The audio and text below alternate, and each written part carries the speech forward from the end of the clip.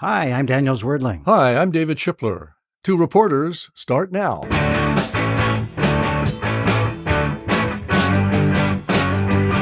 Hi, Dave. Hi, Danny. How are you doing? Great, thank you so much. So, we know that America's democracy is in trouble. And today we're going to examine one trend that threatens America as a free society. And it's kind of creepy, but it's also fascinating. It illustrates the benefits and hazards of modern technology, which is advancing so fast, into violations of the Fourth Amendment rights against unreasonable searches. We've got millions probably of cameras watching us all over the place. They're recording us walking around neighborhoods, watching us shop in stores. Other companies are tracking our locations through cell phones. And some companies are beginning to analyze our voices. And our guest today is Nathan Wessler. He's a lawyer with the American Civil Liberties Union, the ACLU. Nate, first of all, what's your actual title there, please? I'm a deputy director of the ACLU Speech, Privacy, and Technology Project based in New York. Thank you for taking care of that. So, Nate, we're going to get into all this in more detail in just a moment. But very briefly right now, tell our listeners, please, and us, is the world of surveillance in America getting anywhere near as scary as it is, say, in China? Well, at a technological level, the companies and the government in the United States have access to exactly the same types of technology that authorities in China do. We are not, or at least not yet, and hopefully never will be, an authoritarian state. So I think things are, they are not as bleak and as scary as they are in China and in some other countries in the world where the government has really a literally unchecked power to surveil people. But we need strong laws, strong checks on government and corporate power to make sure that the availability of these incredible surveillance tools doesn't lead us down the sort of inevitable path toward totalizing surveillance. And I take it you don't think that the United States has those checks yet? Not sufficiently. We have some laws. Some of them are very outdated. In some states and municipalities, there are newer laws that are doing a much better job of getting ahead of the problem. But at the federal level, Congress has just not kept up with the advance of technology in most areas. So, Nate, we're going to divide up our chat with you about all those technologies into two separate episodes. Next time, let's look at how companies and the government can track us with voice recognition and geolocation on our cell phones, which Dave just mentioned a moment ago. But today, let's start off with the millions of surveillance cameras around America and facial recognition. Nate, you played a key role for the ACLU defending a man whom the police arrested and sent to jail because the facial recognition software turned out to be wrong. Tell us about the case of Robert Williams. Yeah, so Robert Williams lives in a Detroit suburb. He has two kids. He's married. He works out in the suburbs. In January 2020, he's off at work and gets a call from somebody purporting to be a police officer saying, we're coming to arrest you. He ends up thinking it's a prank. He says, look, if you're really the cops, I'll be home at the end of my day pretty soon. I'll see you there. Hangs up, gets home. And in fact, Detroit police officers are waiting for him, pull him out of his car as he drives into his driveway. They block him in with their squad car, cuff him on the front lawn in full view of his toddler and young daughters and his wife, and view of the neighbors, haul him off to the Detroit Detention Center, where he spends 30 hours in detention before he can get in front of a judge and get out on bond. And when he was being interrogated, two officers asked him when the last time he was in a Shinola watch store was. In downtown Detroit, there's a store that sells relatively high-end watches, a Shinola store, that turns out had been shoplifted about a year and a half earlier. And he racked his brain. He said, not in a very long time. I went there several years ago. And then they slapped down a photograph, a still from a surveillance camera in the store and say, you're telling us that's not you? And he holds it up and says, this isn't me. I sure hope you don't think all black men look alike. This clearly isn't me. I'm not laughing because it's funny, but because it's pathetic. Well, it turns out that he had been arrested almost entirely based on a faulty face recognition match. What they had was some relatively low-quality surveillance footage from the CCTV camera in the store. And so they pulled a still off of that footage. Not a great image of the suspect. It was at an angle from above. The guy's wearing a baseball cap that has half of his face in shadow. The lighting's not good. But Detroit police send it off to the Michigan State Police, who run it through a face recognition matching system that includes every driver's license photo in the state, and it spits back a possible match to Mr. Williams. Detroit police apply for an arrest warrant for Mr. Williams, and then months later track him down at his house and arrest him.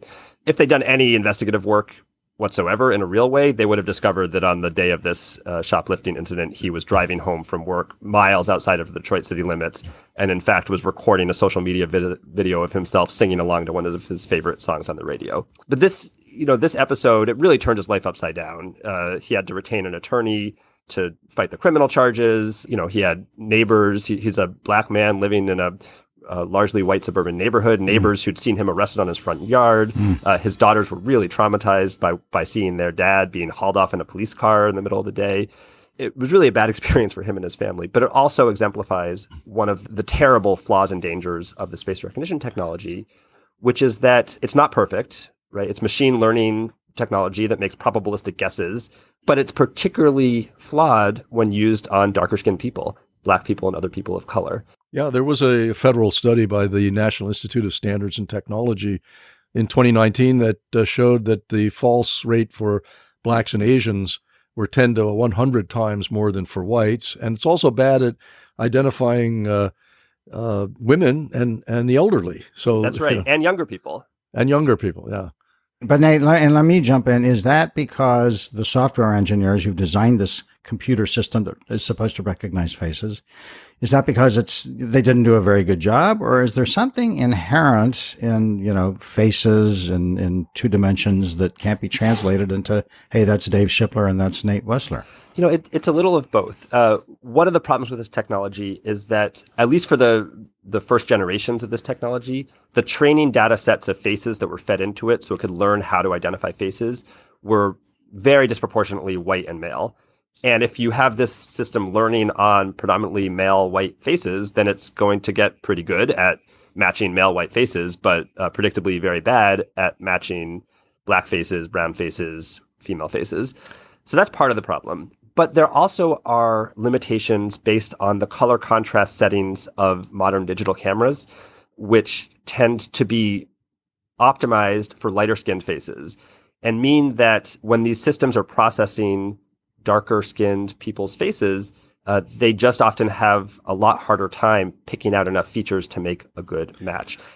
I'd like to talk about a few other cases that you know about of mistakes. Before we leave Mr. Williams, though, you mentioned something that I think is really significant, which is that the police stopped investigating. They thought that because they had this facial recognition match, that was all they needed. It kind of creates a culture of laziness, it seems to me, in law enforcement. Is that a general problem, do you think? I really think it is. And I think Mr. Williams' case demonstrates that. And there's a case in New Jersey we can talk about in a second that really demonstrates it. I think part of it is an inherent psychological bias that humans have towards trusting machine outputs, right? This sense that, well, the computer said this is the result. How can I possibly be smarter than this artificial intelligence program? That's got to be it.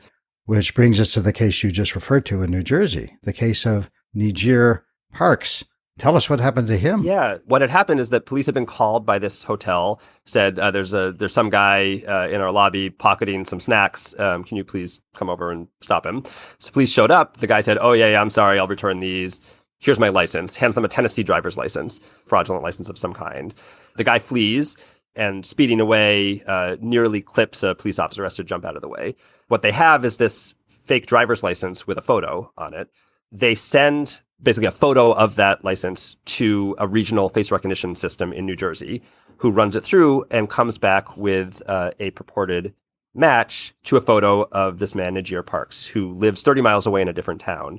And they then get an arrest warrant based literally solely on that face recognition match. And then they lock him up in jail for 10 days, right?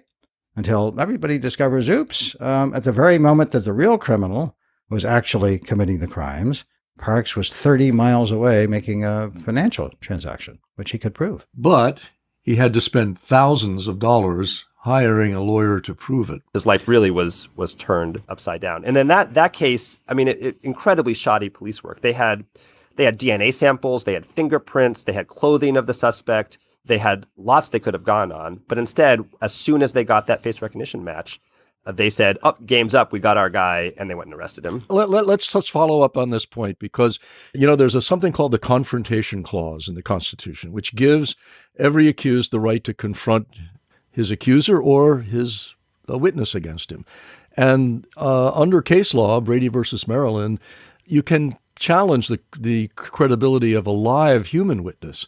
But as I understand it, there's no case law or law that allows somebody to challenge the credibility of a machine, of a computer. Is that right? Yeah, I mean, this is a hot topic in the criminal legal system and a really crucial one. And the law is way underdeveloped.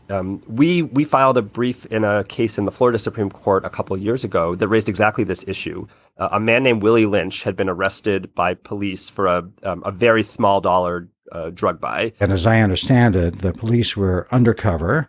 They secretly took the man's photo as they were buying his drugs. They took it back to their department and ran it through a face recognition system. And bingo, the computer says it's Willie Lynch, and they prosecute him. But then he had a huge problem defending himself. His defense was, "You got the wrong guy. I'm not the guy who you think it was."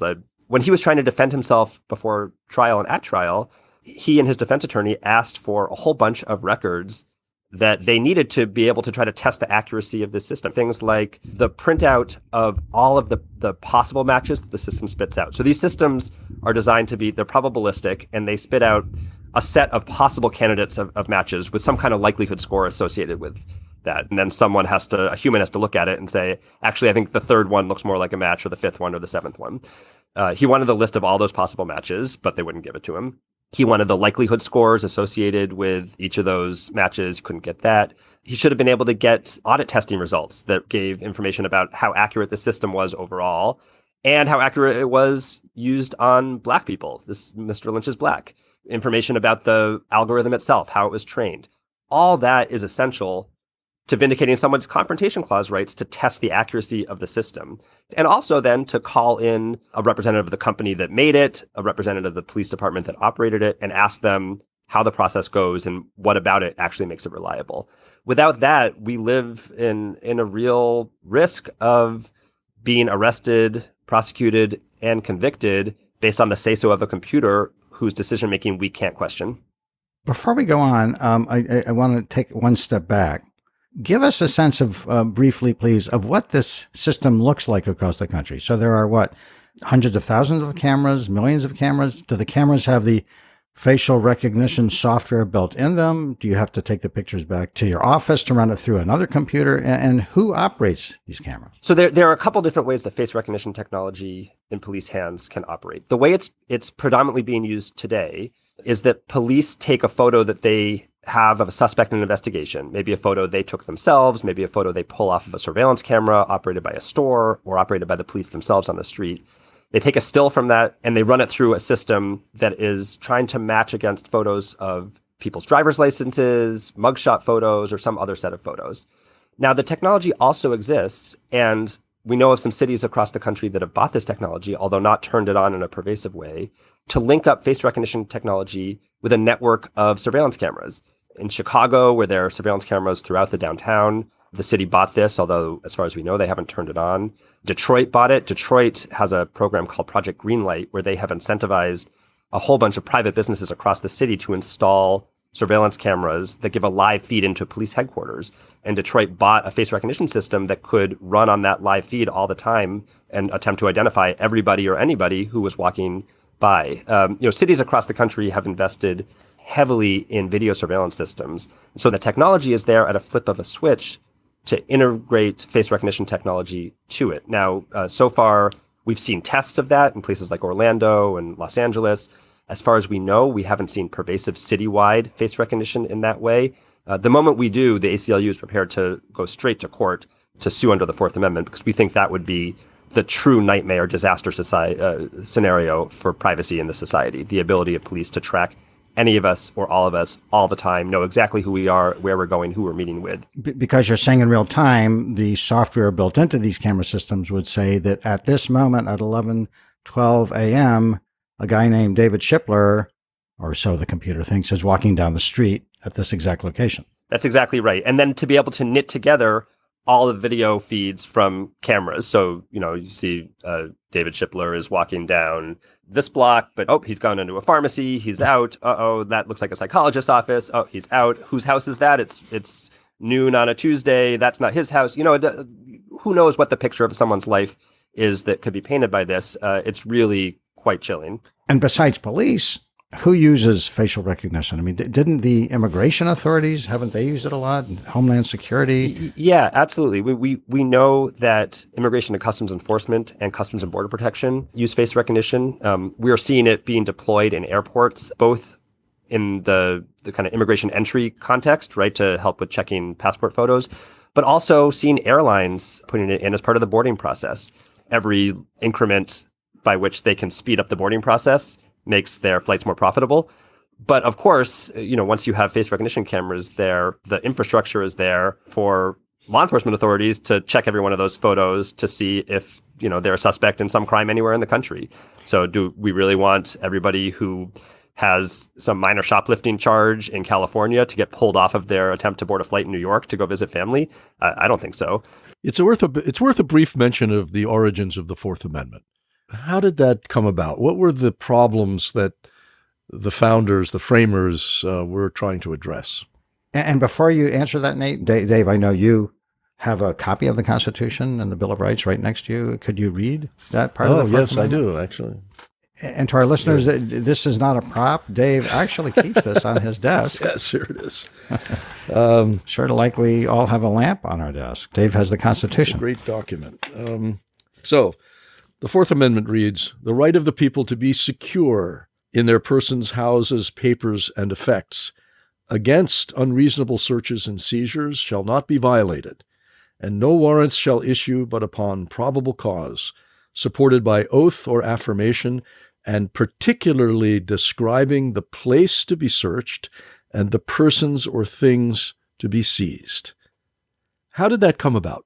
Why is that in the Bill of Rights? So at the framing of the Bill of Rights, the framers were reacting very directly to abuses by agents of the English crown, by British soldiers. There were a bunch of abuses they were reacting to, but one of the main ones were what were called general warrants or writs of assistance.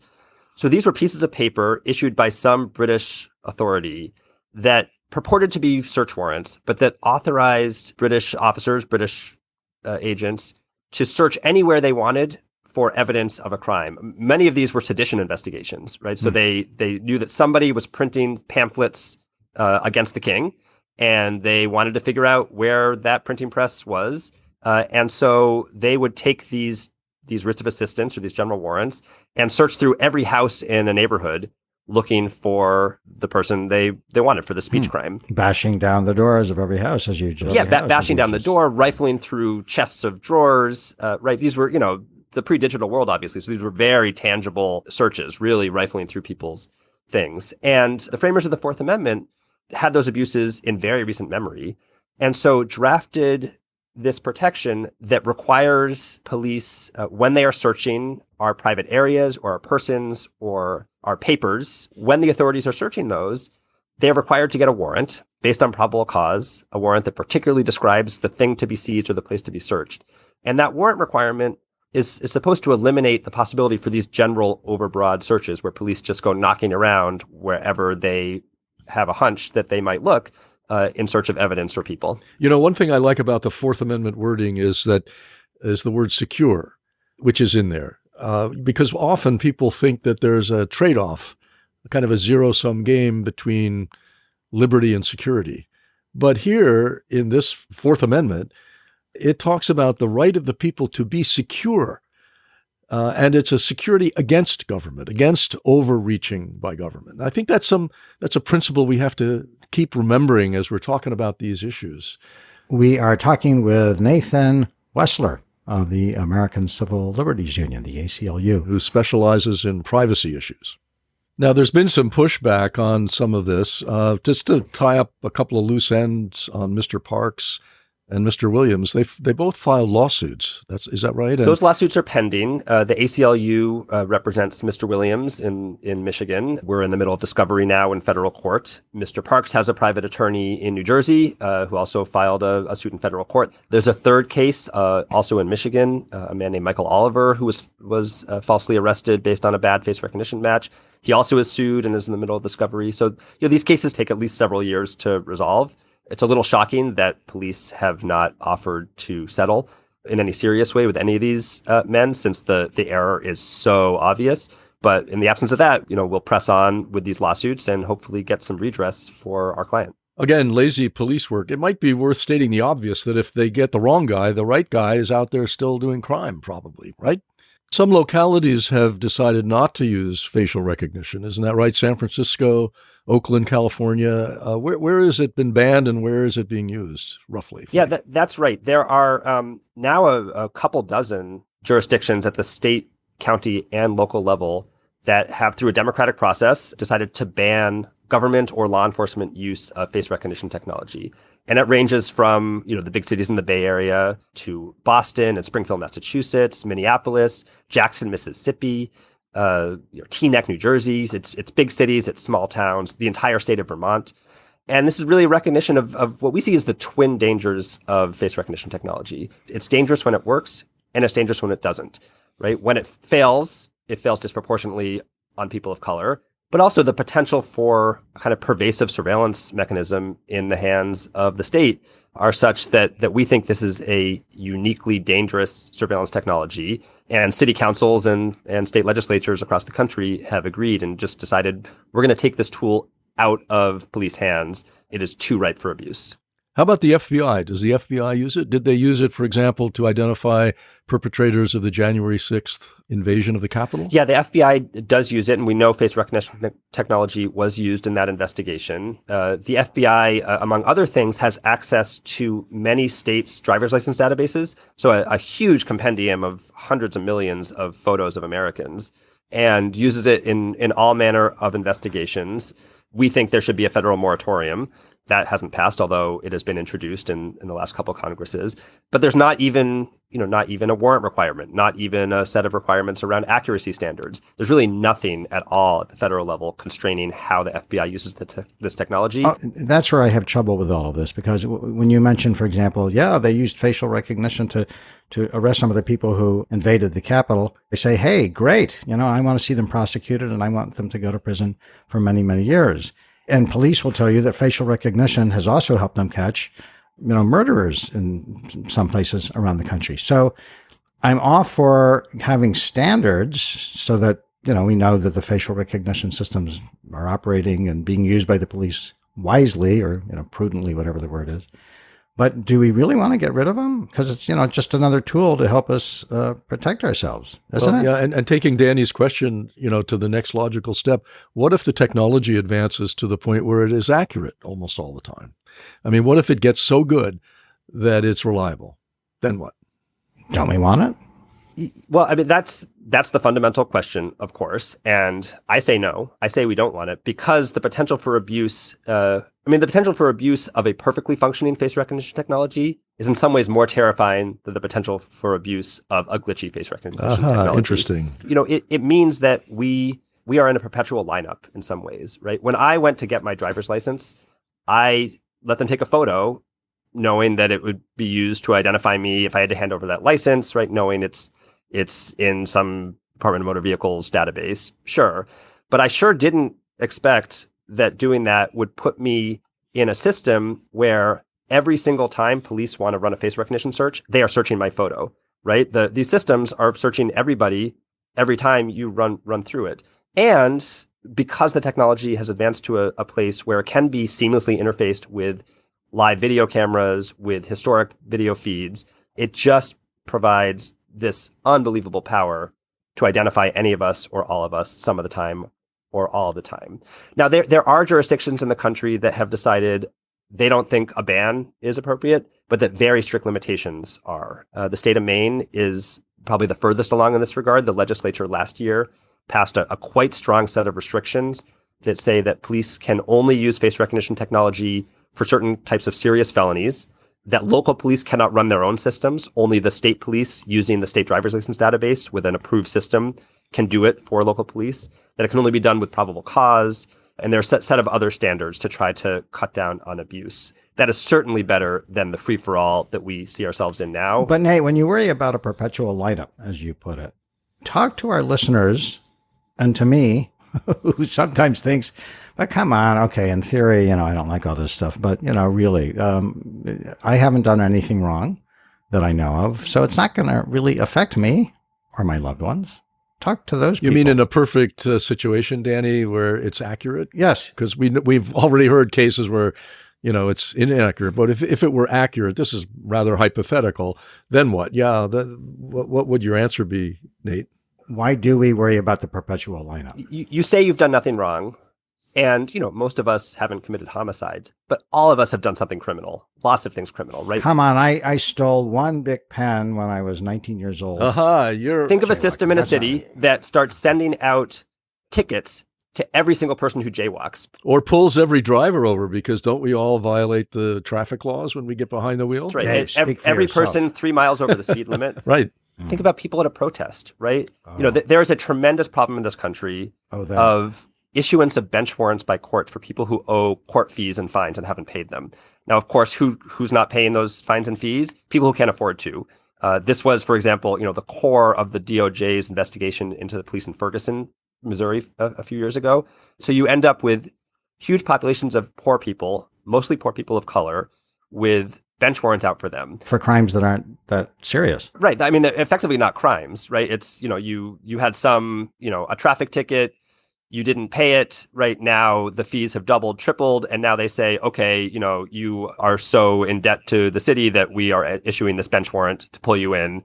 We're either going to lock you up or force you to pay, right? So you have people with these warrants out for their arrest for truly trivial administrative issues.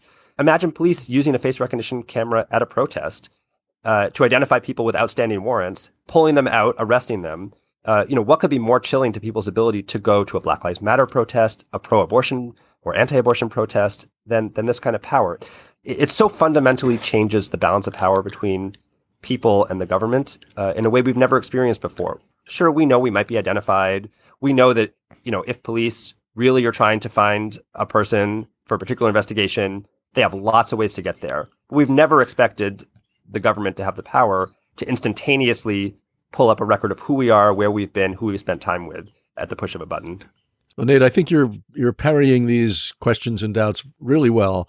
Let me throw one more at you. Has there been any research on the deterrent effects of all these cameras? I mean, London is absolutely, saturated with cameras. I'm not sure their crime rate has been reduced because of it, or in the neighborhoods where cameras proliferate. Is there any evidence that it's a deterrent? If people know they're on camera, they're not going to commit the crime? I don't know what the research says about that. Let me just interject here that some researchers at Michigan State University studied the system in Detroit that you mentioned, Project Greenlight. That project has put hundreds of cameras around stores and housing developments and other locations, and the cameras are linked to facial recognition software. And the research said that there are so many factors that affect crime that they couldn't figure out if Project Greenlight does reduce crime or it does not. At the part of the way that I think we need to think about this is, we just have to make a decision about where to draw the line. There are lots of things in this society that police could do, and we've decided they are not allowed to do because of the constitutional regime we live in, right? Police would solve more crimes if they could bust down any door in a neighborhood they wanted on their whim to look for evidence of a crime. They obviously would solve more crimes, but the Fourth Amendment doesn't allow that. And we as a society have just drawn the line and said, we don't want to live in a police state. We want limits, and these are what they're going to be, even if there's some trade-off to the number of investigations that get solved on some timeline. I've been sitting here thinking about, all right, what would really worry me about facial recognition? And Nate, you've started to talk about some of them, people being pulled aside at protests. But then I thought of something else. Just a handful of years ago, just a few years ago, 2 years ago, who in America would have thought that the president of the United States would try to overthrow the democracy and that a huge cabal of henchmen and leading politicians in the Republican Party would try to help him? That was impossible for most people to imagine. So I think when we think about facial recognition technology and we think, oh, it's not really going to affect me, we need to let our minds roam free a little bit and think, okay, what if another Trump type government took over? What if they wanted to, push their right wing agenda even further? Then how could facial recognition be used? I mean, that's not a crazy thing to think about, is it, Nate? No, it's not crazy at all. I mean, who would have thought a handful of years ago that the Supreme Court would overturn the constitutional right to abortion in this country? It is not far-fetched at all to imagine, a Texas law enforcement officer taking a road trip to Illinois, setting up outside of a clinic where abortions are legal, taking photos of every pregnant person who goes in, and then running them through a system to see if any of them came from Texas and trying to prosecute them. Fundamentally, as you suggested, right, the times when our constitutional rights matter the most are the times when government has the most leeway and the most incentive to start investigating people in all kinds of ways, right? What is the balance of power we want between the people and the government? And when we're making that decision, you have to anticipate that at some point, the government you're thinking about isn't the government you agree with.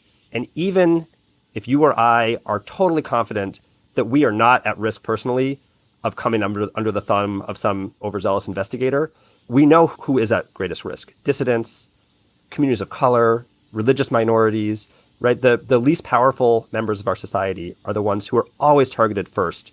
And do we want to live in a society where police and the government have an unfettered and easy ability to come down on hard against members of communities least able to defend themselves?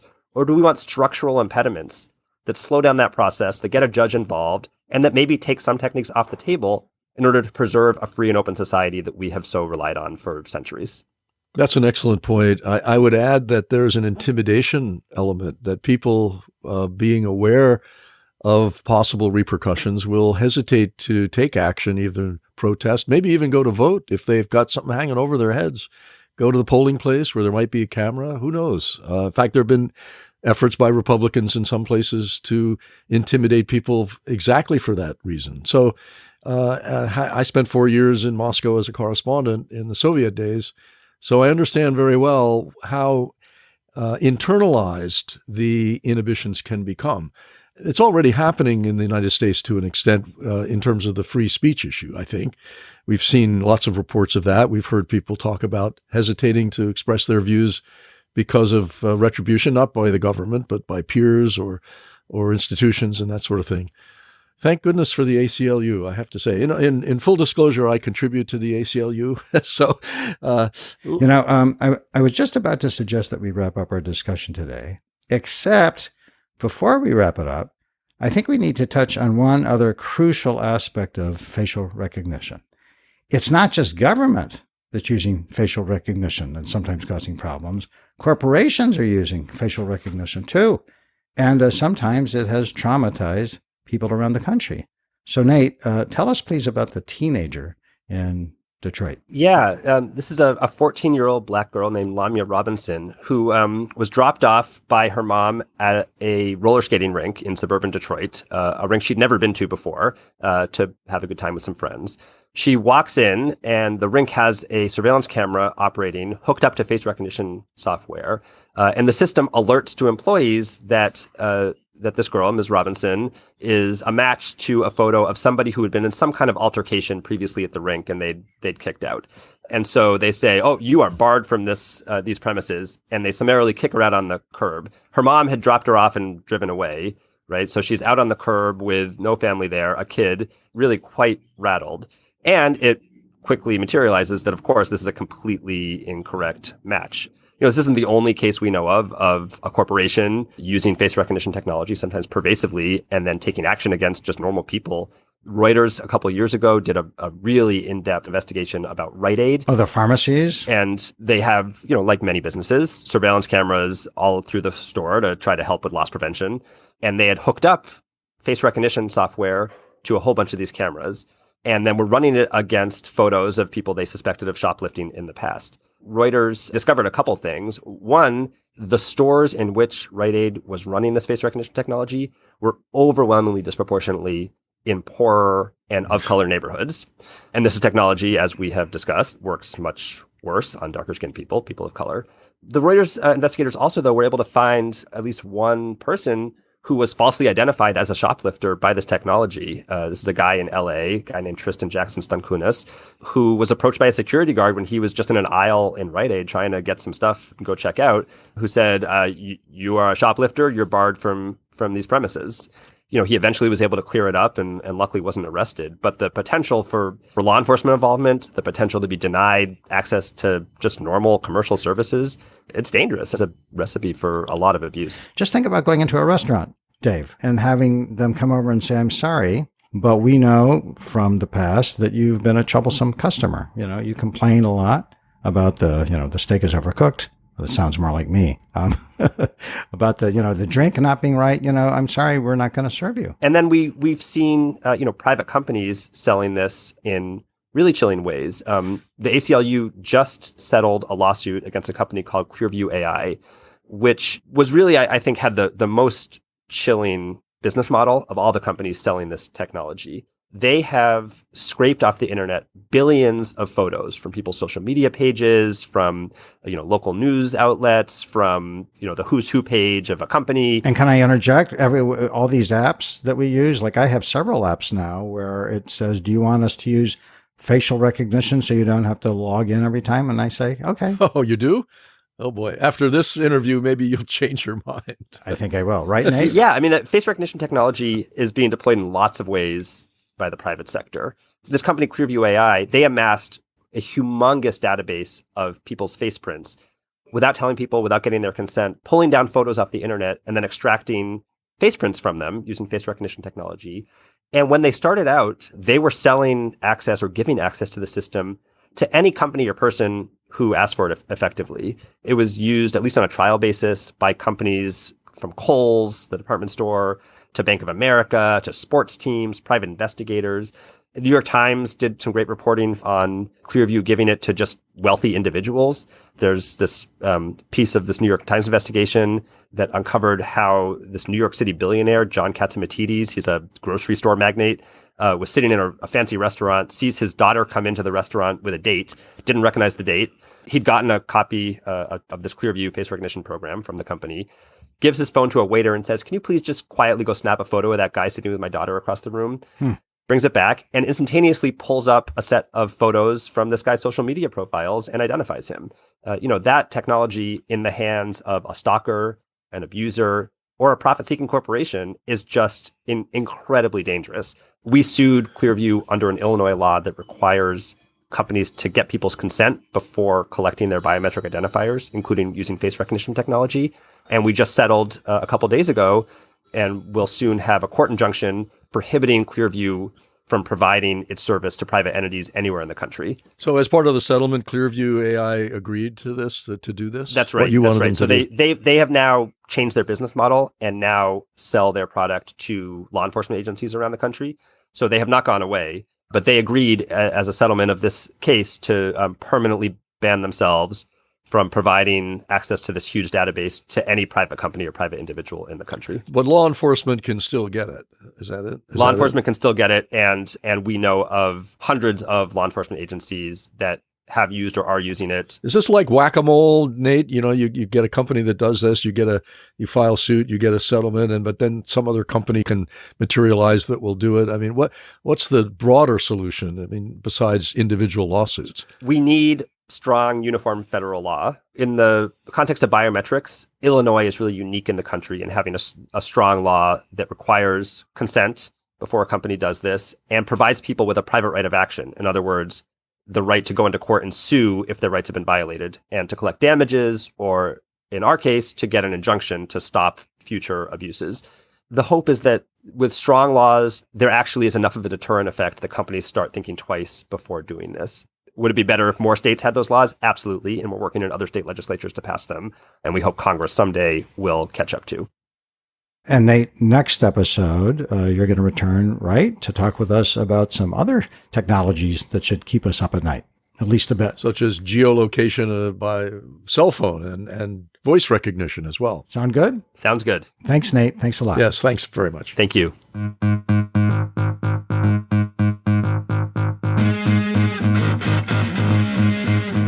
that's it for this episode of Two Reporters. You'll find us on Apple, Spotify, Google, Stitcher, or pretty much any leading podcast site. And we hope you'll check out more of our work at tworeporters.org. I'm David Tripler. And I'm Daniel Zwerdling. Please join us again soon for another episode of Two Reporters. Bye-bye.